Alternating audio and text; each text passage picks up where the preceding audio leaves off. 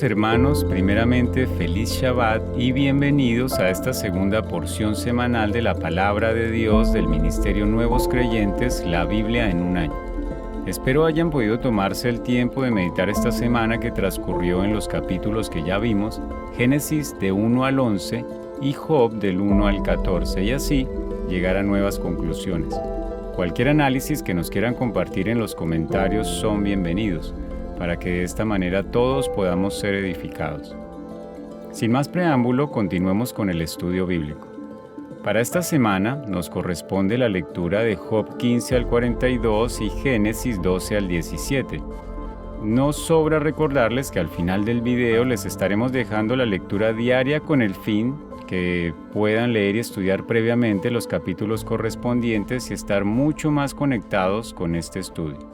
Retomando la parte en la que quedamos la semana pasada, es decir, el capítulo 13 y 14 de Job, nos encontramos con un hombre ya bastante atribulado que directamente está cuestionando a Dios, diciéndole cosas como que él es inocente, que tiene una defensa preparada y que Dios le responda directamente. Le dice que le demuestre sus pecados y que por qué le oculta su rostro como si Dios se estuviera ocultando de Job.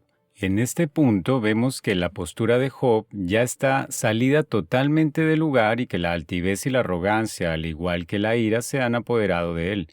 Sin embargo, a partir del capítulo 15, ya entrando en materia, la conversación con sus tres amigos continúa en un debate que a veces parece interminable para ver quién tiene la razón. Job está plenamente convencido de su inocencia, lo cual es lo que deja ver su ímpetu, su arrogancia y su altivez. Independientemente de si es o no culpable, debes saber que solo Dios conoce los corazones de cada uno de nosotros. Esta es una buena reflexión para darnos cuenta que pecamos en todas las formas, pensamiento, acción, omisión y muchas más, la mayoría de veces, diría yo, sin darnos cuenta. Por lo tanto, esta debe ser una razón para saber que siempre nuestra posición debe ser humilde ante el que todo lo conoce, pidiendo en oración que Dios nos revele todas aquellas cosas que puedan estar ocultas. El relato de Job comienza cuando Dios establece la justicia que Él ve en Job, y aunque esto nos hace pensar que es inocente, miren cómo poco a poco se empieza a revelar una conducta en Job que no es apropiada y que muy seguramente Dios sí había visto, y por ello permitió esta prueba para sanar el corazón de Job.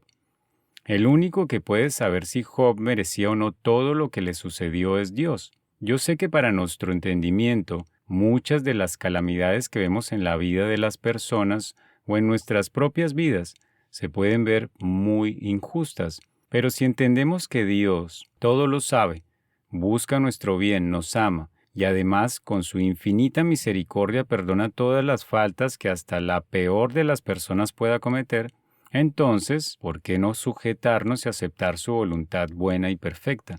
Esta es una de las grandes dificultades de aquellos que aún no conocen a Dios, pero esta lectura nos deja ver que muchas veces no aceptamos la autoridad de Dios porque nosotros mismos creemos saber mucho o entenderlo todo, y más adelante en el relato veremos cómo el mismo Dios se encarga de mostrarle a Job realmente quién es el que sabe todo.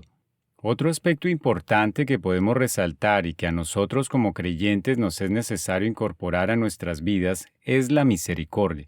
Es muy común ver en iglesias, congregaciones o simplemente grupos de personas donde la calamidad de uno se convierte en la oportunidad del otro para ufanarse de sus supuestas bondades. No estamos hablando de permitir o exaltar malos comportamientos. Estamos hablando de exhortar al hermano, pero muy importante, edificarlo. De nada sirve mostrarle a alguien sus faltas solo por el hecho de señalarlo. Es necesaria la comprensión de su situación, tal vez la ignorancia o cualquier situación a la que se haya visto enfrentado y en consecuencia cometer un error. Así que busquemos siempre que el resultado sea la aceptación por parte del pecador y arrepentimiento, pero principalmente el entendimiento de lo que hizo mal para que tenga la oportunidad de no volver a repetirlo. Esa es básicamente la interacción que estamos viendo en el texto. Elifaz, desde una posición ajena, señala permanentemente la postura equivocada de Job. Por otro lado, Bildad ya catalogó a Job como impío, iracundo y arrogante. Y en este punto, Job dice algo muy importante a Bildad. Job dice: «Aun si yo hubiera pecado, ¿la culpa no recaería sobre mí?». Y esta es una buena pregunta porque le está diciendo, ¿cuál es la postura que Bildad está tomando? No debería ser un juez para Job, debería ser lo que es, un amigo, un hermano. Recordemos que Job acaba de pasar por una situación en donde perdió absolutamente todo. Lo mínimo que podría recibir es un poco de misericordia y comprensión. Si en algo se está equivocando, también debe recibir una exhortación, pero siempre con el ánimo de edificarlo, y que él mismo sea a través del entendimiento quien llegue a la reflexión y al arrepentimiento. Básicamente lo que Job está respondiendo es: está bien, Dios me está castigando, Él tiene la autoridad para eso, pero ¿ustedes? ¿Desde qué posición es la que me están juzgando?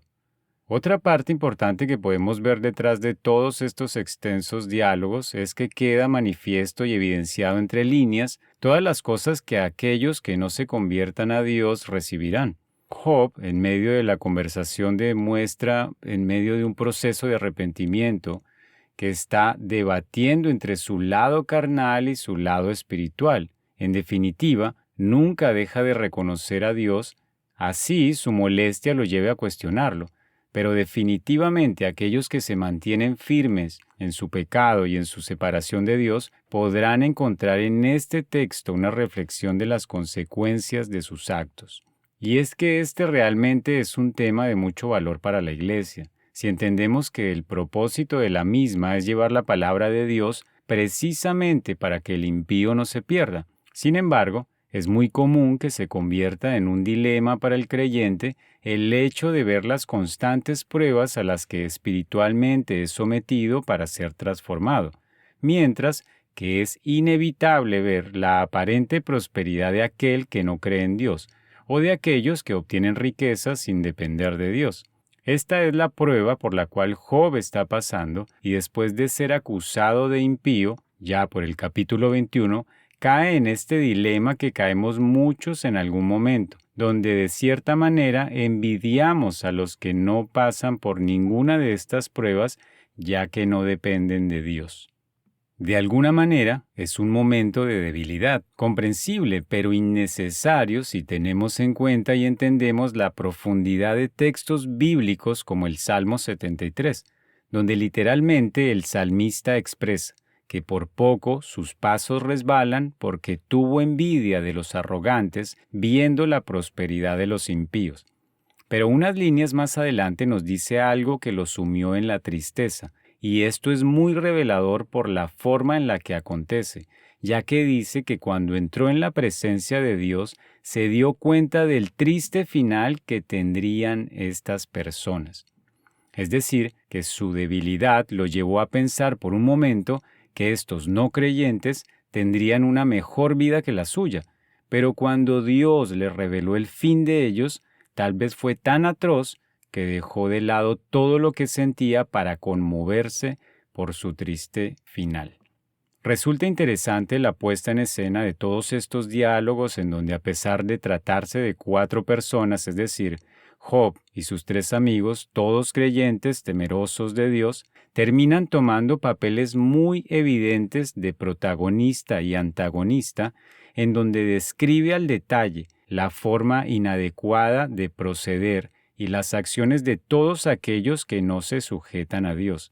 Al mismo tiempo, manifiesta el poderío del Creador, la magnificencia y autoridad casi que viajando por toda la Biblia. En el capítulo 26, Job, declarando la soberanía divina, le recuerda a Bildad quién fue el creador de los cielos, quién refrenó con su poder el mar, quién puso límite entre la luz y las tinieblas, y algo muy particular que nadie pensaría encontrar en este libro, ya que básicamente es parte del Nuevo Testamento y el Apocalipsis cuando nos dice en el versículo 13, su mano mató al dragón apóstata. Así que toda esta puesta en escena, como ya lo mencionaba, que parte de la calamidad de un individuo temeroso de Dios y la forma en la cual lo afronta se convierte en un manual de exhortación y de instrucción para aquellos que aún no reciben a Dios y las razones por las cuales sabiamente deberían hacerlo. Este podría ser un buen material y referente de todos aquellos que puedan tener un llamado evangelístico para entender el carácter y la mentalidad de aquellos que no conocen de Dios y la forma en la cual podríamos presentarles el Evangelio para que puedan llegar a buscarle, convertirse y ser transformados para ser salvos. Otro elemento muy importante que Job pone sobre la mesa es la preponderancia de la sabiduría, al mismo tiempo que establece a quién pertenece. ¿De dónde, pues, proviene la sabiduría? ¿Y cuál es el lugar de la prudencia? Nos dice el texto. Lo interesante es la respuesta que nos da, hablando como de un ente, como de algo que se encuentra en algún lugar, que está oculta y de la cual Dios conoce el camino, hasta que al final del capítulo 28 nos da la magistral respuesta. El temor reverente es la sabiduría y el apartarse del mal, la prudencia. Esto no tiene que ver con leer libros, rebosar de conocimiento, estudiar durante años en las mejores academias, ser culto o simplemente ser mesurado a la hora de hablar buscando ser prudente. Nada de eso tiene que ver con la sabiduría ni con la prudencia. Simplemente el que teme a Dios la conoce y el que se aparta de todo aquello que Dios dice que es malo se vuelve un hombre prudente. En definitiva, nada somos apartados de Él y la única forma de tener acceso a ciertas cosas, como la salvación, necesariamente implican una relación con Dios o con quien Él puso de mediador, el Mesías, cuando nos dijo, «Nadie viene al Padre sino por mí». Todos y cada uno de estos procesos en los que nos debatimos buscando el camino adecuado que debemos tomar, básicamente son batallas mentales en donde al final de cuentas nosotros mismos somos los moderadores, por decirlo de alguna manera. Cada pensamiento llega a nuestra mente indiscriminadamente y los vamos ubicando o al lado derecho o al lado izquierdo. Podemos verlo a la altura del capítulo 29, donde el mismo Job se sumerge en los recuerdos de lo que era su vida pasada, la gloria, el respeto y todas aquellas cosas que adornaban su vida en ese momento. Pero todos estos recuerdos tienen una particularidad, y es que están basados en lo que los demás ven en Job. Es decir, Job analiza su desdicha a partir de lo que otros decían de él, básicamente es vanidad. Este es un camino que muy frecuentemente solemos tomar, la comparación de lo que es con lo que fue, el valor que podamos llegar a tener según las opiniones de otros. Me atrevería a decir que es un error poco apropiado para salir adelante de la tristeza en la cual podamos estar. Esto ocurre por varias razones. Nos genera impotencia de pensar en cosas que ya no podremos tener y que son simplemente parte del pasado. No las podemos tomar nuevamente. Fueron lo que fueron en su momento, buenas o malas. Por otro lado, derriba la posibilidad de las cosas buenas que podamos tener en el presente. Así nos encontremos en medio de la aflicción. Si de entrada estamos diciendo que todo tiempo pasado fue mejor, asimismo estamos diciendo que nuestro ahora no tiene ninguna posibilidad de ser bueno. Y es que tratándose de Dios, repetidamente juzgamos situaciones que si bien son difíciles, también pueden ser el fundamento o la estructura que Dios está escogiendo para cosas mayores. Encontramos muchos ejemplos en la Biblia de esta forma en la que Dios construye propósitos en nuestras vidas. Veamos el caso de José, hijo de Jacob, quien fue vendido por sus propios hermanos como esclavo, metido en un calabozo en Egipto durante años, acusado injustamente de cosas que no hizo. Al final se da cuenta que todo lo que aconteció, aunque fue muy difícil para él y evidentemente una calamidad, sirvió para que posteriormente él fuera puesto en una posición de poder, de respeto, de gobierno como lo es ser el segundo al mando en todo Egipto. Esa posición fue la que le permitió posteriormente ayudar a su familia en un momento de hambruna sobre toda la tierra, donde él pudo no solo darles alimento, sino también un lugar donde habitar. Pero en este caso, Job decide tomar un camino de flagelación y victimización, resaltando toda la grandeza de su pasado, después reafirmar su desdicha. Tiene mucho sentido pensar que la tristeza que podamos tener en el presente se alimenta de la memoria de lo que tuvimos y obviamente no podemos tener porque ya es parte del pasado. Diferente sería si dejamos el pasado en donde está, aprendemos de él como experiencia y simplemente nos concentramos en buscar lo bueno que pueda haber en la posición en la que nos encontramos, por más difícil que ésta pueda llegar a ser. Siempre hay algo bueno en medio de la dificultad. El reto es encontrarlo. En esta altura del texto, ya por el capítulo 32, toda esta conversación entre Job y sus tres amigos termina y aparece en escena Eliú, quien encendido en ira contra Job nos muestra otro aspecto muy importante que debemos tener en cuenta. Nos dice el texto que este hombre se encendió en ira contra Job porque se justificaba a sí mismo antes que a Dios. Por otro lado, también entró en ira con sus tres amigos porque no lograron hacer entrar en razón a Job de su aparente culpa y por esta razón Dios había quedado como culpable.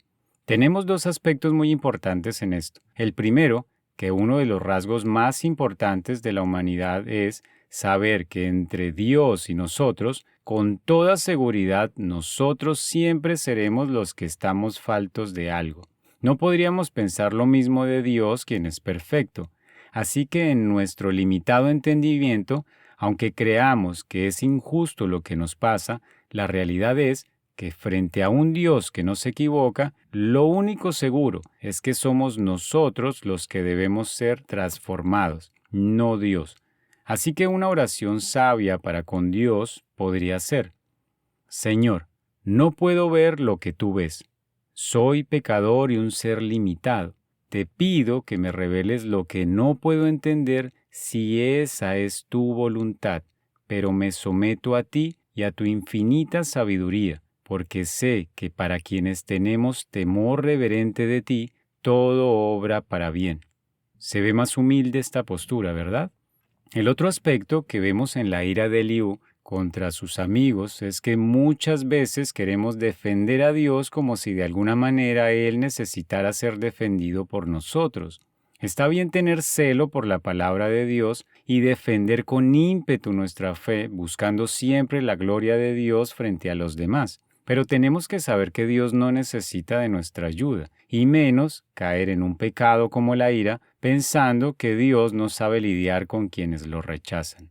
De alguna manera, las conclusiones que encontramos en los capítulos siguientes hasta el 37, que es cuando posteriormente Dios intercede, son, como ya lo mencionaba antes, no hay forma de cuestionar a Dios por las cosas que acontecen. Eliú, hacia el final de este capítulo, nos da la introducción de lo que será la respuesta directa de Dios hacia Job, tratando de mostrarles la magnificencia del Creador frente a la fragilidad del ser humano, lo cual queda muy bien expresado a la altura del capítulo 33, cuando le dice Eliú a Job: ¿por qué contiendes con él? Refiriéndose al sinsentido de discutir contra lo que Dios establece para nosotros.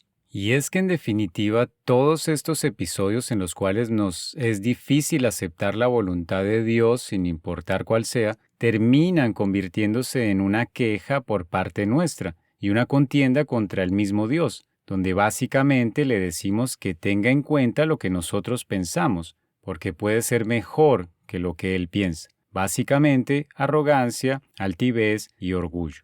Pero el libro de Job culmina con la respuesta de Dios a este tipo de actitudes, siendo este un cierre contundente a todo el episodio. Y es que si leemos con detenimiento desde el capítulo 38 en adelante, nos daremos cuenta de la firmeza y la autoridad que Dios transmite en cada una de sus palabras. Es un texto muy poderoso que nos dibuja el carácter de Dios y su grandeza. ¿Dónde estabas tú cuando yo fundaba la tierra? ¿Quién encerró el mar con doble puerta cuando irrumpía saliéndose de su vientre materno? ¿Tomaste arcilla y modelaste un ser viviente? ¿Por qué camino se reparte la luz? ¿Quién dio inteligencia a la mente? Esta, entre otras muchas declaraciones, son las que Dios entrega a Job, solo para darle una idea de quién es el creador de todas las cosas, a lo que simplemente Job no tiene que responder, y la postura más sensata que de hecho Job adopta es el reconocimiento de la absoluta grandeza de Dios y el arrepentimiento por su altivez. Sin embargo, el texto nos entrega una de las actitudes más comunes que solemos tener cuando no queremos lidiar con nuestra culpa, y se trata de lo que Dios le pregunta a Job: ¿me condenarás para justificarte? Esto lo encontramos aún en personas que no son creyentes, donde, por ejemplo, para ellos, Dios es culpable de la maldad del mundo por el hecho de que Él, teniendo el poder para evitar el mal, no lo hace. Esto solo muestra la falta de conocimiento y entendimiento de las Escrituras y de los propósitos de Dios para la humanidad. Lo único que yo podría decir para no profundizar en el tema es: ¿acaso Dios debe pasar por alto nuestro pecado y nuestras faltas? ¿Solo porque creemos que por Él tener el poder de cambiar las cosas debería hacerlo?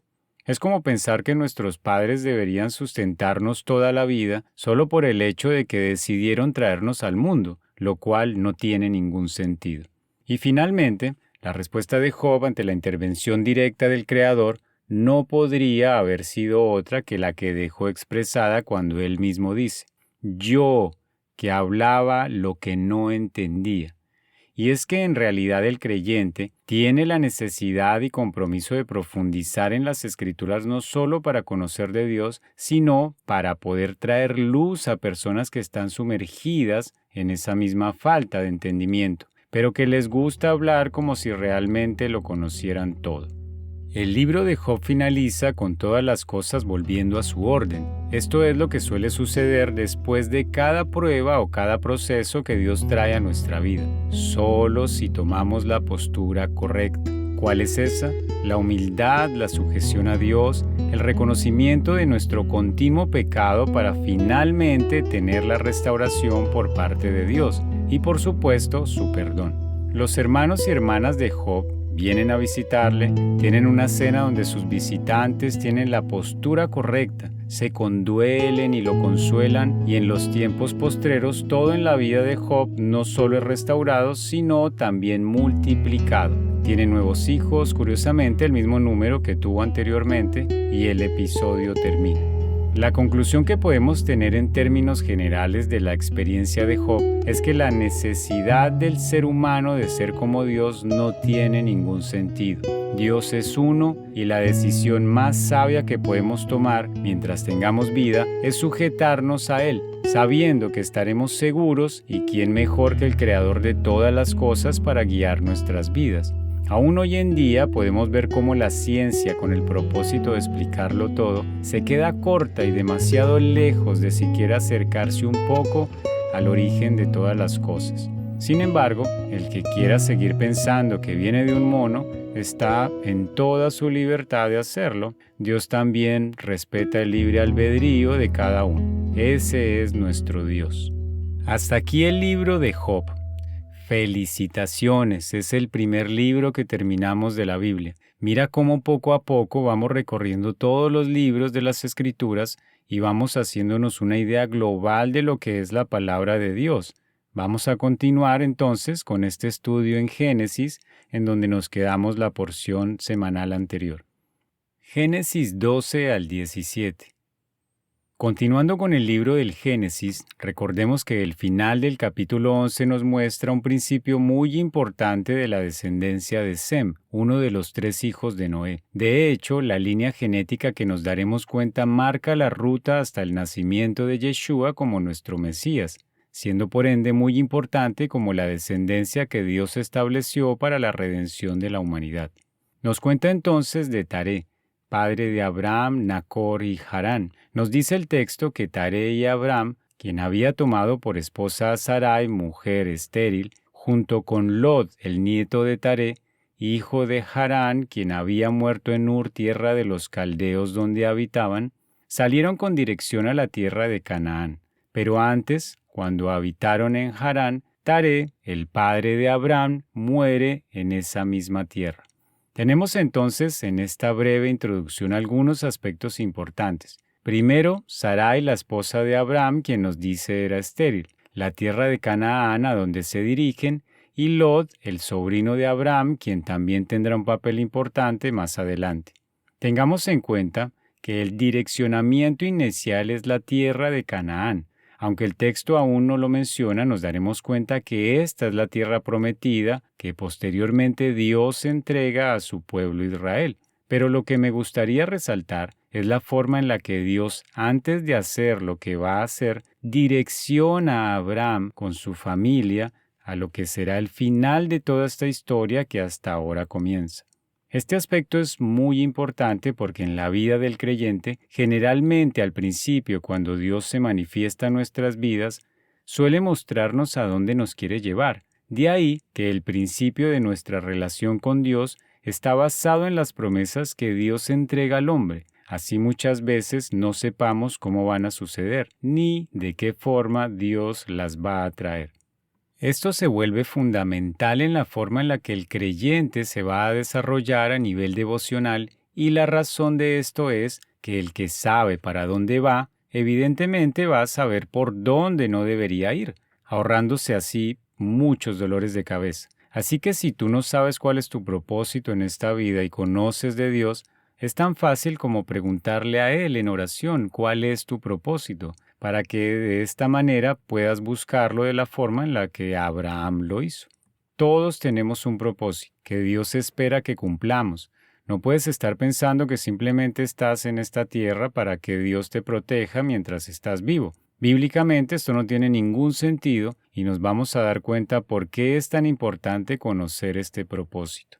Entonces Dios le dice a Abraham que salga de su tierra, de la casa de su padre, a la tierra que Él le va a mostrar. Ese es el direccionamiento, el propósito. Después le dice las promesas.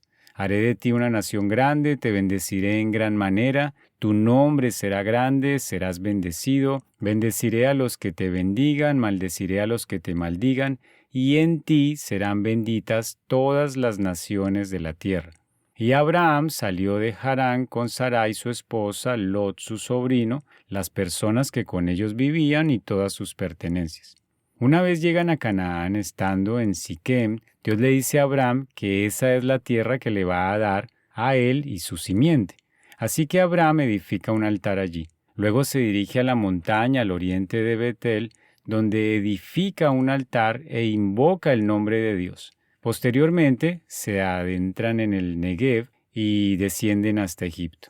Hasta aquí podemos resaltar una característica de Abraham y es su obediencia conforme a ese primer direccionamiento que ya mencionamos. Cuando se encontraban en Harán, de donde salieron, podemos ver que no solo tenían una esposa y posesiones, sino que también tenía personas que estaban a su alrededor con él. Podríamos pensar que era un hombre que tenía una vida de alguna manera hecha y seguramente vivía bien. Pero una vez Dios le deja saber su propósito, él simplemente toma a su esposa, sus cosas, lo deja todo y se va sin ni siquiera saber a dónde ni a qué. Todo esto dentro de una promesa que si leemos detenidamente es bastante general y en algún punto confusa porque ¿qué pensaría Abraham cuando le dijeron que de él saldría una gran nación?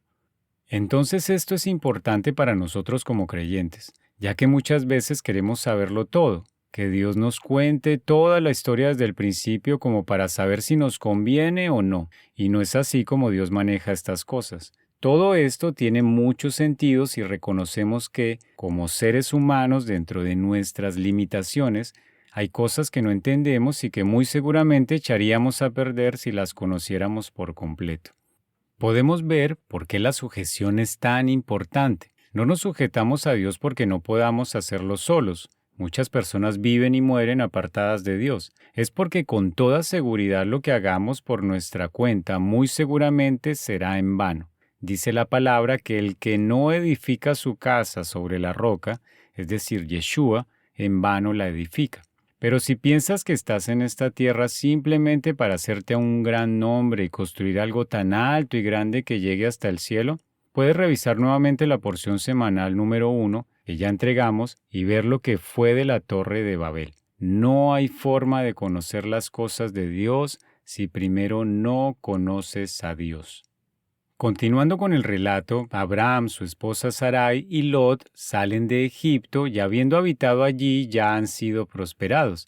Tenían rebaños, vacadas, tiendas y tenían tantos bienes que ya Abraham y Lot no podían estar juntos porque sus pastores estaban teniendo contiendas. Así que Abraham le dice a Lot que no hay necesidad de esto y que escoja a su derecha o a su izquierda según donde él quiera ir, que Abraham tomará para él el lado contrario. Lot, por su parte, se da cuenta que la llanura del Jordán es bastante próspera y decide partir hacia el oriente y habita en Sodoma. Así que Abraham habitó en la tierra de Canaán. ¿Recuerdan las promesas que Dios le hace a Abraham? Bueno, serás bendecido en gran manera, es una de ellas. Esto es algo que Abraham tenía muy claro, tan claro que él no está preocupado por cuál tierra era más próspera. Simplemente le dice a Lot que escoja la que desee y él tomará la otra. Esto es lo que sucede cuando tenemos claro el propósito que Dios tiene para nuestra vida. Las promesas que nos ha entregado, que si bien no sabemos cómo se cumplan, debemos tener la suficiente fe y firmeza de que así es como va a suceder. Una vez Abraham se separa de Lot, Dios nuevamente le dice que toda esa tierra donde él se encuentra, Canaán, es la que va a recibir él y su descendencia, otra de las promesas que Dios le había hecho. Finalmente, la tierra donde Lot termina es la tierra de Sodoma, tierra de hombres malvados en extremo y pecadores ante Dios, según nos cuenta la Escritura. Lot también había sido bendecido, era próspero y al igual que Abraham tenía muchas posesiones, pero evidentemente cuando él alza su mirada y escoge la tierra que se ve más próspera sin importarle que la otra va a ser para Abraham, Lot mira su propio beneficio, lo cual nos habla mucho de su carácter, aunque era un hombre justo, dice las Escrituras. ¿Recuerdan la promesa de bendeciré a quienes te bendigan? Otra promesa cumplida. Lot también había sido bendecido gracias a Abraham, pero no parecía ser un hombre íntegro. Podemos ver cómo poco a poco ese primer direccionamiento que vimos se convierte en un camino de obediencia, de sujeción a Dios, un caminar juntos dentro de una relación como de padre a hijo, que finalmente es lo que Dios espera tener con cada uno de nosotros. Pero, así como vemos en esta historia, algunos son Lot y otros son Abraham. Posteriormente nos encontramos frente a un episodio en el cual Lot es tomado cautivo con sus posesiones a causa de una guerra en donde 5 pueblos, entre ellos Sodoma y Gomorra, se unen para entrar en batalla. Estos pierden y Abraham se entera que su sobrino está cautivo y sale a su rescate junto con sus hombres. Logra liberar a Lot y recupera todas las posesiones de las cuales Sodoma y Gomorra habían sido despojadas. El rey de Sodoma sale al encuentro de Abraham y justo en ese instante, en el versículo 18 del capítulo 14, sucede un extraño acontecimiento que parece no concordar con la historia. Aparece en la escena el rey de Melquisedec, rey de Salem, que era sacerdote de El Elión, es decir, el Dios Altísimo. Sacó pan y vino y lo bendijo y Abraham le entregó el diezmo de todo. El relato de la historia entre el rey de Sodoma y Abraham continúa, en donde el rey de Sodoma le ofrece a Abraham tomar todos los bienes recuperados y Abraham se niega para que el rey de Sodoma no piense que Abraham se enriqueció gracias a él. Como nos podemos dar cuenta, este rey Melquisedec es mencionado muy pocas veces en la Biblia, como por ejemplo el Salmo 110 y el libro de Hebreos. Hebreos 7:1-6. Porque este Melquisedec, rey de Salem, sacerdote del Dios Altísimo, el cual salió a recibir a Abraham que volvía de la derrota de los reyes y le bendijo, al cual asimismo dio a Abraham los diezmos de todo, primeramente él se interpreta rey de justicia y luego también rey de Salem, que es rey de paz, sin padre, sin madre, sin linaje, que ni tiene principio de días ni fin de vida, mas hecho semejante al Hijo de Dios, permanece sacerdote para siempre.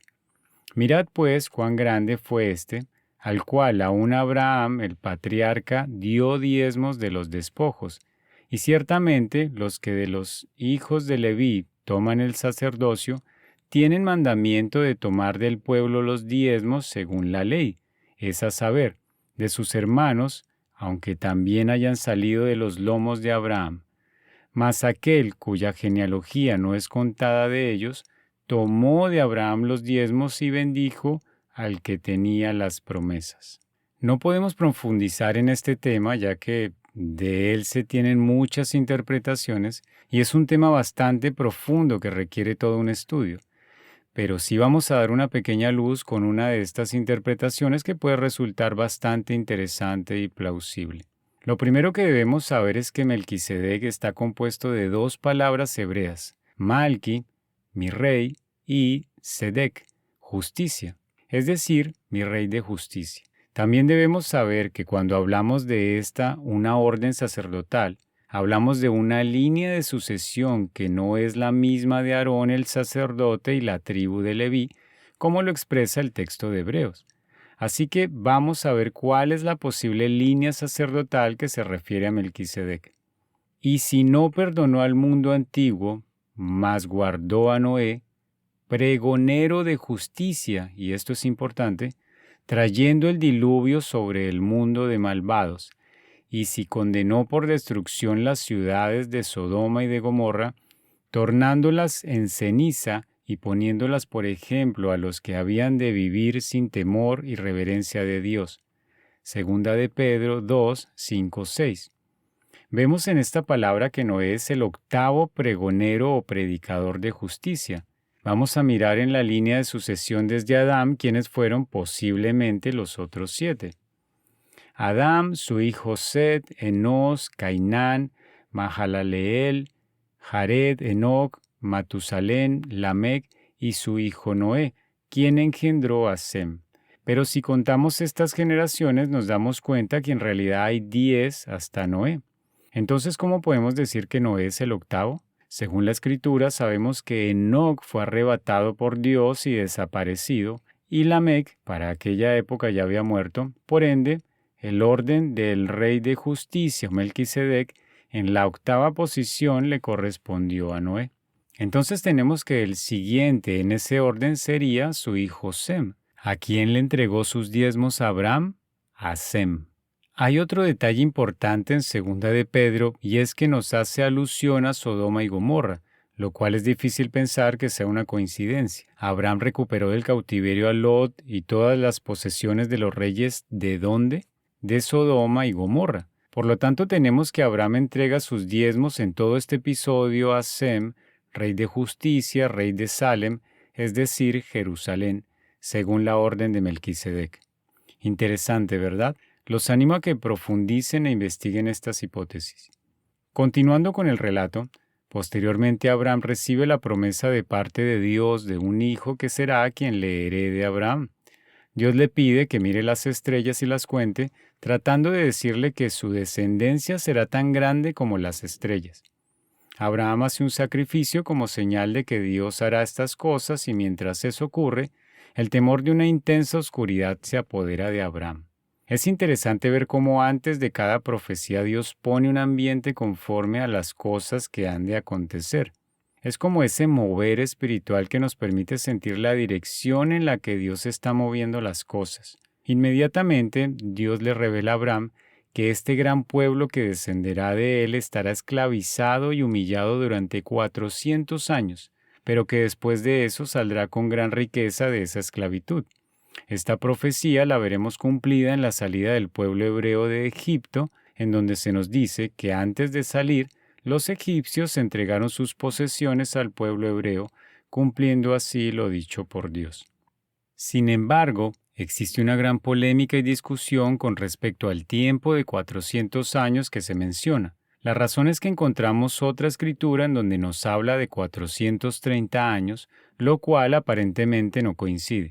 Esto es Éxodo 12, 40-41, donde dice: El tiempo que los hijos de Israel habitaron en Egipto fue 430 años, y pasados 430 años, en el mismo día salieron todos los ejércitos de Jehová de la tierra de Egipto. Y también Gálatas 3:17, donde dice: Esto pues digo, que el contrato confirmado de Dios para con Cristo, la ley que fue hecha 430 años después, no lo abroga para invalidar la promesa. Debemos saber que los tiempos de Dios son perfectos y que, frente a este tipo de aparentes irregularidades, debemos buscar siempre todas las conexiones posibles que nos arrojen los datos más cercanos a entender cada revelación. Esto no significa que las escrituras sean contradictorias. Es muy fácil equivocarse tratándose de tiempos tan antiguos y textos que han sido copiados el uno del otro y que coinciden de una manera sorprendente, pero que en medio de todo esto siempre habrá puntos por discutir y esperar a que nuevas evidencias los clarifiquen. Abraham tiene 75 años cuando sale de Harán y entra en Canaán, tierra de Egipto, en aquel entonces. Es este momento en el cual recibe la promesa y diríamos que empieza el conteo de 430 años.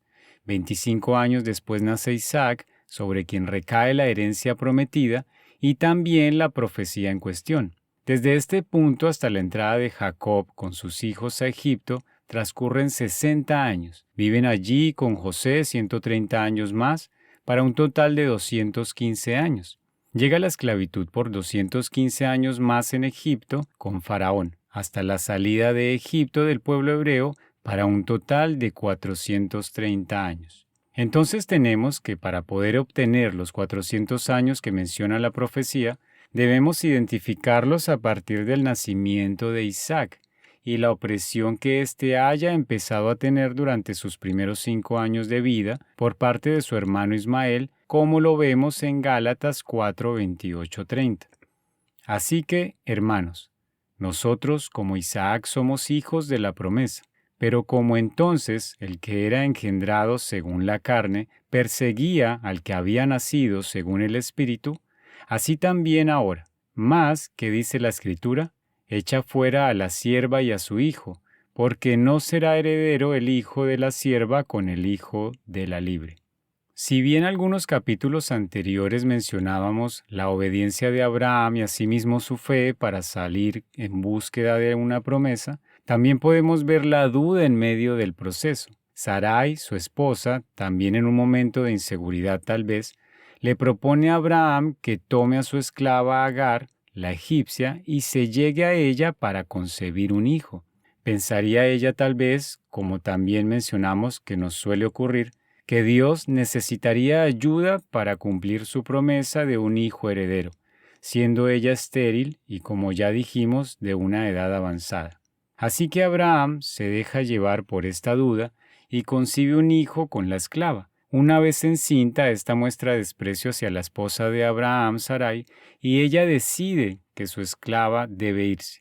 Cuando Agar se ha marchado, un ángel de Jehová le dice que vuelva y se humille, que su descendencia será multiplicada de gran multitud y que llame a su hijo Ismael. Este será hombre rudo, su mano estará contra todos y la mano de todos contra él, y vivirá enfrentado a su estirpe. Esta última descripción de Ismael es muy importante ya que sabemos que su descendencia hasta el día de hoy es el pueblo árabe. Ya todos sabemos los conflictos permanentes, los ataques y la violencia que ha generado muchas guerras y muertes en Medio Oriente por estos pueblos árabes. Y resulta interesante que el versículo que acabamos de ver, Gálatas 4, nos da una característica muy importante cuando nos dice que de estos dos hijos de Abraham, uno era según la carne y el otro según el Espíritu. Estos dos conceptos son fundamentales en el entendimiento del proceso que como seres humanos debemos pasar, para desprendernos de nuestra condición carnal, pecaminosa, material, y poder ascender a una espiritual, así como era en el principio de los tiempos. Es increíble cómo Dios, a través de textos tan antiguos, con el solo significado de un nombre, ya tenían un propósito profético en el mundo. Sabemos también por los escritos bíblicos que la última guerra en los tiempos finales, cuando el Mesías venga a traer paz, será entre dos pueblos que vienen de una misma descendencia, una misma estirpe, Isaac e Ismael. De 86 años era Abraham cuando nace Ismael y a sus 99 años Dios le cambia el nombre a Abraham, que significa Padre Excelso, por Abraham, que significa Padre de multitudes. También cambia el nombre de Sarai por Sara, que significa soberana, princesa. Vemos entonces esta relevancia que Dios da no solo a los nombres de las personas, sino también a los nombres de los lugares. De alguna manera, cada nombre bíblico está proyectado y dirigido hacia un propósito que el mismo Dios establece. Lo encontramos por toda la Biblia. Recordemos cuando Adán también les pone nombre a los animales justo antes de reconocer que necesitaba a alguien como él, que lo acompañara, lo cual ocurrió posteriormente. Para terminar esta porción semanal, hablaremos de un último aspecto que menciona el texto y es la orden que Dios le entrega a Abraham, de circuncidar de ahí en adelante a todos los hombres y a los niños nacidos. Esto deberá ocurrir durante el 8º día de su nacimiento. Y es que la circuncisión como símbolo del pacto también nos deja ver esta transición de lo carnal y lo espiritual que Dios busca en cada uno de nosotros. Inicialmente, esta ley se refiere literalmente a cortar una parte de piel del prepucio del hombre, pero más adelante también veremos cómo Dios empieza a hablar de circuncidar el corazón, siendo este también el lugar donde Dios pondrá su palabra eternamente en cada uno de nosotros. Como bien sabemos, este también es un pacto que Dios hará en el fin de los tiempos con su pueblo. Y para finalizar, los dejo para su reflexión con un versículo que habla de estos dos pactos que les puede resultar interesante para meditar en todo este tema de la circuncisión. He aquí que vienen días, dice Jehová, y castigaré sobre todo circuncidado y sobre todo incircunciso. Jeremías 9:25.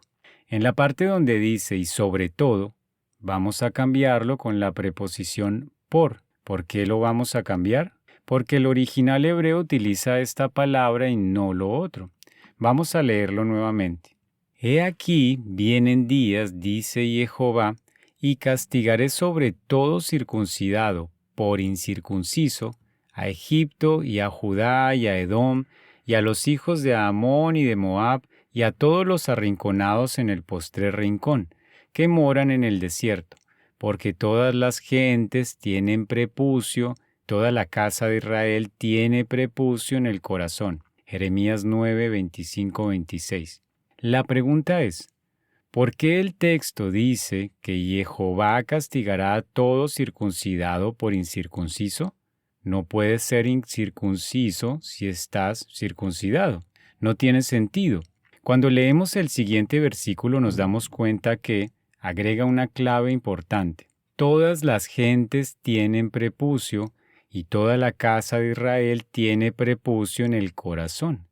Es decir, que el texto nos habla de que Dios castigará a toda la gente que tiene prepucio, es decir, incircunciso, y toda la casa de Israel que tiene prepucio en el corazón, es decir, incircuncisos de corazón.